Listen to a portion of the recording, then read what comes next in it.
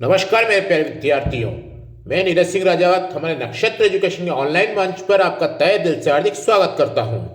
मैं लेकर आया हूं प्री बीएसटीसी के विद्यार्थियों के लिए शिक्षण अभिरुचि के वस्तुनिष्ठ प्रश्नों की श्रृंखला, जो आपके लिए महत्वपूर्ण और उपयोगी हो सकती है। और अब हम चर्चा करने वाले हैं कई प्रश्नों के बारे में। अब हम चलते हैं आज के प्रश्न की ओर। वाणी व भाषा का अविकसित होने का कारण है। वाणी व भाषा का अविकसित होने का कारण है भाषा ज्ञान के बाद बहरापन, उचित प्रशिक्षण की कमी, जन्म से बहरापन, जन्म के कुछ समय पश्चात बहरापन। वाणी व भाषा का अविकसित होने का कारण है भाषा ज्ञान के बाद बहरापन, उचित प्रशिक्षण की कमी, जन्म से बहरापन, जन्म के कुछ समय पश्चात बहरापन। सभी विद्यार्थी प्रश्न को ध्यान से पढ़ें और प्रश्न को पढ़कर उत्तर देने की कोशिश करें।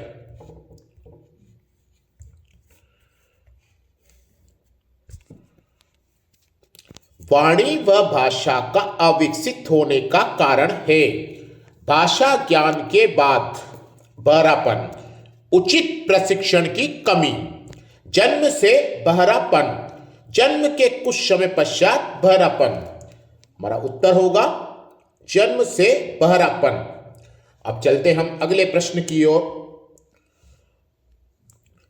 आपके मतानुसार सेवारत शिक्षक प्रशिक्षण कार्यक्रम आमुखीकरण का अच्छा उपाय है? यह कथन है। आपके मतानुसार सेवारत शिक्षक प्रशिक्षण कार्यक्रम आमुखीकरण का अच्छा उपाय है। यह कथन है। अनिश्चित, असत्य, सत्य, आंशिक सत्य। प्रश्न को ध्यान से पढ़ें और उत्तर देने की कोशिश करें। प्रश्न को ध्यान से पढ़ना आपके लिए अति महत्वपूर्ण है। अगर आप प्रश्न को ध्यान से नहीं पढ़ेंगे तो जिस प्रश्न का उत्तर हमें याद होगा वो भी गलत कराएंगे। इसलिए प्रश्न को ध्यान से पढ़ना अति महत्वपूर्ण है। आपके मतानुसार सेवारत शिक्षक प्रशिक्षण कार्यक्रम आमुखीकरण का अच्छा उपाय है। यह कथन है। अनिश्चित, असत्य, सत्य, आंशिक सत्य। हमारा आंसर होगा सत्य। अब चलते अगले प्रश्न की ओर। बालक के विकास में निम्नलिखित में से किसका अधिकतम योगदान होता है? बालक के विकास में निम्नलिखित में से किसका अधिकतम योगदान होता है? अच्छे स्कूल का, पाठ्य पुस्तकों का, धनवान माता पिता क्या, योग्य व समर्पित अध्यापकों का। बालक के विकास में निम्नलिखित में से किसका अधिकतम योगदान होता है? अच्छे स्कूल का, पाठ्य पुस्तकों का, धनवान माता पिता का, योग्य व समर्पित अध्यापकों का। हमारा आंसर होगा योग्य व समर्पित अध्यापकों का। बालक के विकास में योग्य व समर्पित अध्यापकों का सबसे अधिकतम योगदान होता है। अब चलते अगले प्रश्न की ओर। एक शिक्षक अपने सहकर्मियों के साथ किस प्रकार की अभिवर्ती होनी चाहिए? एक शिक्षक की अपने सहकर्मियों के साथ किस प्रकार की अभिवर्ती होनी चाहिए? नकारात्मक, आलोचनात्मक, संयोगात्मक, रचनात्मक। प्रश्न को ध्यान से पढ़ें और उत्तर देने की कोशिश करें।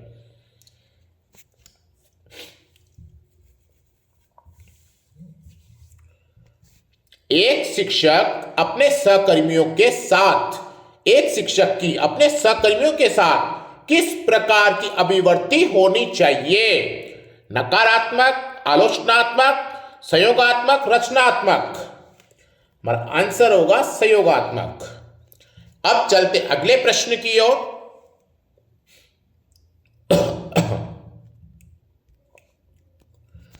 शिक्षक का प्रमुख कार्य है पाठ्यक्रम समय पर पूर्ण करवाना, छात्रों को प्रभावी शिक्षा देना, छात्रों को छात्रों का मार्गदर्शन करना, छात्रों के साथ पक्षपातपूर्ण व्यवहार करना। शिक्षक का प्रमुख कार्य है पाठ्यक्रम समय पर पूर्ण करवाना, छात्रों को प्रभावी शिक्षा देना, छात्रों का मार्गदर्शन करना और छात्रों के साथ पक्षपातपूर्ण व्यवहार करना। प्रश्न ध्यान से पढ़ें, उत्तर देने की कोशिश करें।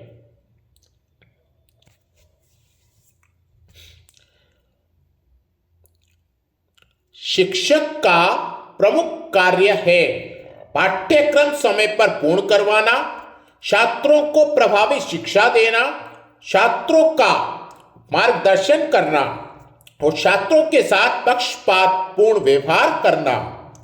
हमारा आंसर होगा छात्रों को प्रभावी शिक्षा देना। अब चलते अगले प्रश्न की ओर। आपके मतानुसार कक्षा संप्रेषण कैसा होना चाहिए? आपके मतानुसार कक्षा संप्रेषण कैसा होना चाहिए? कठिन, सामान्य, रोचक, प्रभावी। प्रश्न को ध्यान से पढ़ें और उत्तर देने की कोशिश करें। प्रश्न ध्यान से पढ़ना हमारे लिए अति महत्वपूर्ण है। प्रश्न ध्यान से पढ़ें और उत्तर देने की कोशिश करें। अधिक से अधिक प्रश्नों के आपके उत्तर आने चाहिए, जो कि नहीं आ रहे हैं। आपके मतानुसार कक्षा संप्रेषण कैसा होना चाहिए? कठिन, सामान्य, रोचक, प्रभावी। हमारा आंसर होगा प्रभावी। अब चलते अगले प्रश्न की ओर। सतत एवं व्यापक मूल्यांकन की मुख्य विशेषता क्या है? सतत एवं व्यापक मूल्यांकन की मुख्य विशेषता क्या है? इससे विद्यार्थियों पर कार्यभार बढ़ता है, यह विद्यार्थी के प्रत्येक पक्ष का मूल्यांकन करता है, यह परीक्षा भय को कम करने में सहायक है, यह अंकों को ग्रेड में बदल देता है। सतत एवं व्यापक मूल्यांकन की मुख्य विशेषता क्या है? इससे विद्यार्थियों पर कार्यभार बढ़ता है, यह विद्यार्थी के प्रत्येक पक्ष का मूल्यांकन करता है, यह परीक्षा भय को कम करने में सहायक है, यह अंकों को ग्रेड में बदल देता है। प्रश्न को ध्यान से पढ़ें और उत्तर देने की कोशिश करें।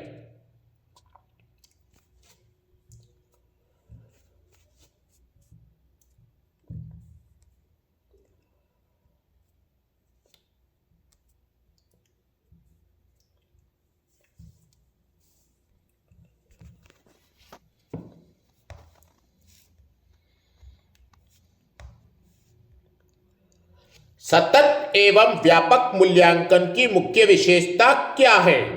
इससे विद्यार्थियों पर कार्यभार बढ़ता है, यह विद्यार्थी के प्रत्येक पक्ष का मूल्यांकन करता है, यह परीक्षा भय को कम करने में सहायक है, यह अंकों को ग्रेड में बदल देता है। हमारा आंसर होगा यह विद्यार्थी के प्रत्येक पक्ष का मूल्यांकन करता है। अब चलते अगले प्रश्न की ओर और इसी तरह से हमारी श्रृंखला चलती रहेगी। छात्र विद्यालय के उस अध्यापक का अनुसरण करते हैं जो उनके आदर्शों के समान हो, जो पक्षपात नहीं करे, जिससे उन्हें मिलना अच्छा लगे और जो देखने में आकर्षक हो।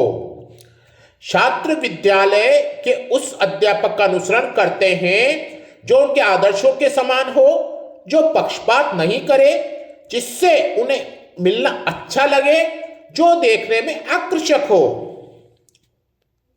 हमारा आंसर होगा जो उनके आदर्शों के समान हो। अब चलते अगले प्रश्न की ओर।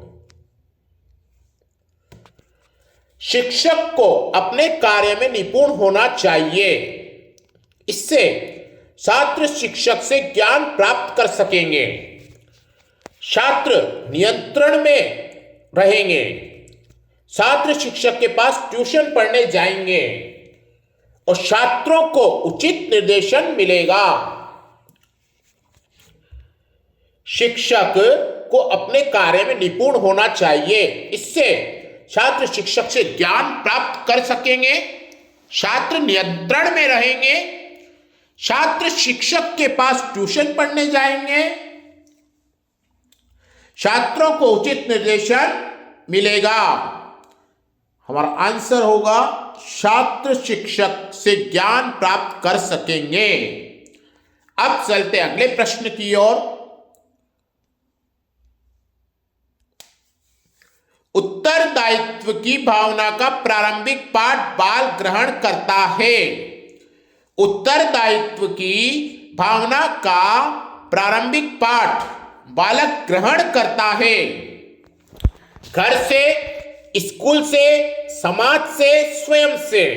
प्रश्न को ध्यान से पढ़ें और उत्तर देने की कोशिश करें। अधिक से अधिक मात्रा में आपके प्रश्नों के उत्तर आने चाहिए जो कि नहीं आ रहे हैं। उत्तरदायित्व की भावना का प्रारंभिक पाठ बालक ग्रहण करता है। घर से, स्कूल से, समाज से, स्वयं से। कुछ प्रश्नों के उत्तर तो प्रश्न में ही छुपे होते हैं। हमारा इसका उत्तर होगा घर से। अब चलते हैं अगले प्रश्न की ओर।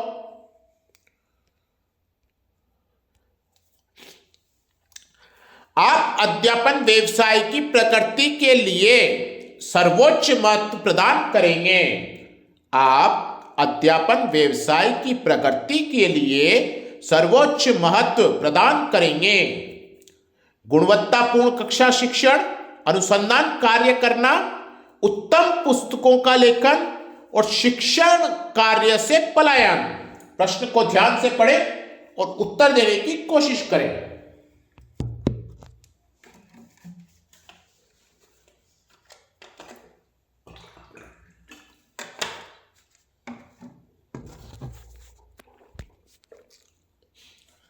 आप अध्यापन व्यवसाय की प्रकृति के लिए सर्वोच्च महत्व प्रदान करेंगे। गुणवत्तापूर्ण कक्षा शिक्षण, अनुसंधान कार्य करना, उत्तम पुस्तकों का लेखन और शिक्षण कार्य से पलायन। हमारा आंसर होगा गुणवत्तापूर्ण कक्षा शिक्षण। अब चलते हैं अगले प्रश्न की ओर। शिक्षक एवं संस्था प्रधान एक दूसरे के प्रतिस्पर्धी होते हैं, मित्र होते हैं, सहयोगी होते हैं, विरोधी होते हैं। शिक्षक एवं संस्था प्रधान एक दूसरे के प्रतिस्पर्धी होते हैं, मित्र होते हैं, सहयोगी होते हैं, विरोधी होते हैं।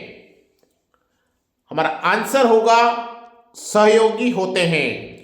शिक्षक एवं संस्था प्रधान एक दूसरे के सहयोगी होते हैं। अब चलते अगले प्रश्न की ओर।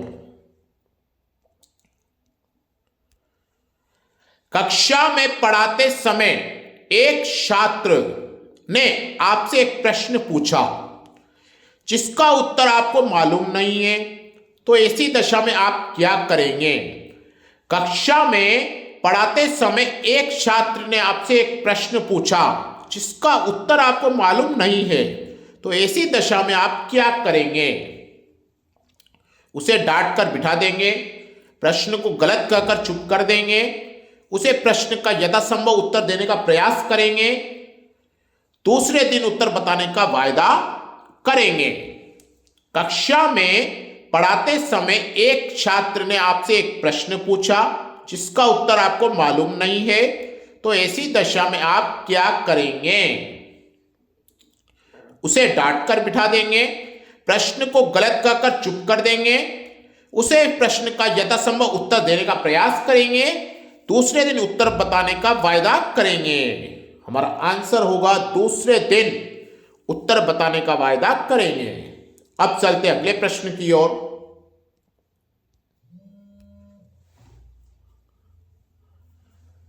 कक्षा में उचित संप्रेषण हेतु आवश्यक है कि आपका व्यवहार पूर्ण रूप से नाटकीय हो, यह कथन है। सही गलत, संभवतः गलत कह नहीं सकते।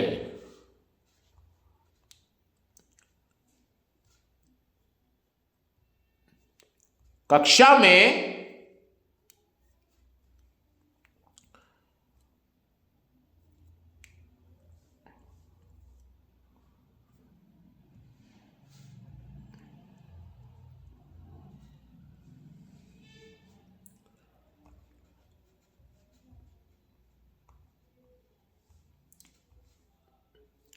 कक्षा में उचित संप्रेषण हेतु आवश्यक है कि आपका व्यवहार पूर्ण रूप से नाटकीय हो। यह कथन है। सही, गलत, संभवतः गलत कह नहीं सकते। हमारा आंसर होगा संभवतः गलत। अब चलते अगले प्रश्न की ओर और इसी तरह से हमारी श्रृंखला का आनंद लेते रहें। आपकी राय में शिक्षकों को समय पर विद्यालय आना चाहिए क्योंकि यह उनका कर्तव्य है। समय पर आने पर छात्र भी स्वयं पर आते आएंगे। वे छात्रों के प्रेरणा स्रोत होते हैं। समय पर आना जरूरी नहीं है।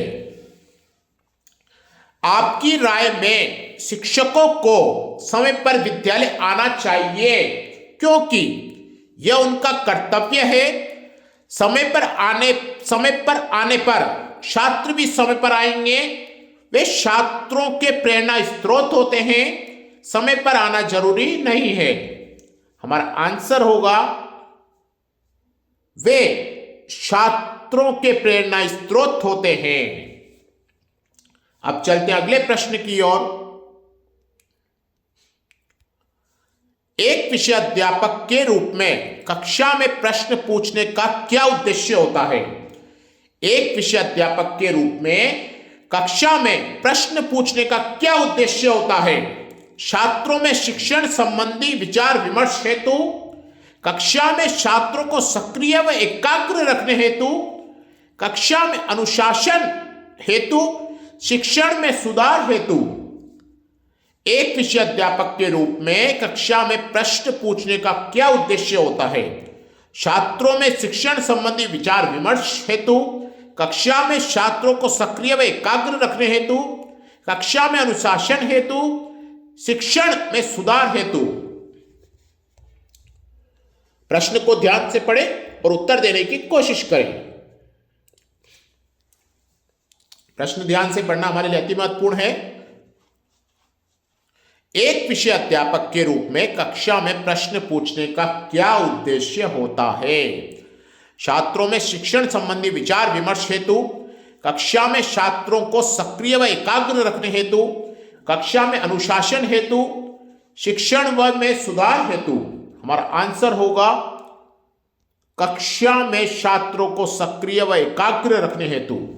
अब चलते अगले प्रश्न की ओर।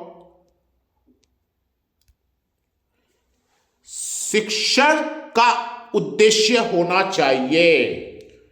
शिक्षक का उद्देश्य होना चाहिए छात्रों को परीक्षा उत्तीर्ण करने में सहायता करना, छात्रों का सर्वांगीण विकास करना, छात्रों के व्यवहार में कुशलता लाना, छात्रों को भेदभाव सिखाना। शिक्षक का उद्देश्य होना चाहिए छात्रों को परीक्षा उत्तीर्ण करने में सहायता करना, छात्रों को सर्वांगीण विकास करना, छात्रों के व्यवहार में कुशलता लाना और छात्रों को भेदभाव सिखाना। प्रश्न को ध्यान से पढ़ें और उत्तर देने की कोशिश करें। प्रश्न ध्यान से नहीं पढ़ेंगे तो उत्तर गलत होने की संभावना रहती है। शिक्षक का उद्देश्य होना चाहिए छात्रों को परीक्षा उत्तीर्ण करने में सहायता करना, छात्रों का सर्वांगीण विकास करना, छात्रों के व्यवहार में कुशलता लाना और छात्रों को भेदभाव सिखाना। हमारा आंसर होगा छात्रों का सर्वांगीण विकास करना। अब चलते अगले प्रश्न की ओर। आप सर्जनात्मकता के विकास हेतु कौन सी शिक्षण विधि अपनाएंगे? आप सर्जनात्मकता के विकास हेतु कौन सी शिक्षण विधि अपनाएंगे? समस्या समाधान विधि, कहानी विधि, व्याख्यान विधि, व्यक्ति इतिहास विधि। आप सृजनात्मकता के विकास हेतु कौन सी शिक्षण विधि अपनाएंगे? समस्या समाधान विधि, कहानी विधि, व्याख्यान विधि, व्यक्ति इतिहास विधि। हमारा आंसर होगा समस्या समाधान विधि। अब चलते अगले प्रश्न की ओर। ज्ञानार्जन के लिए अध्यापक को होना चाहिए। ज्ञानार्जन के लिए अध्यापक को होना चाहिए प्रयत्नशील, सजग, पुस्तक संग्रहकर्ता और निश्चेष्ट।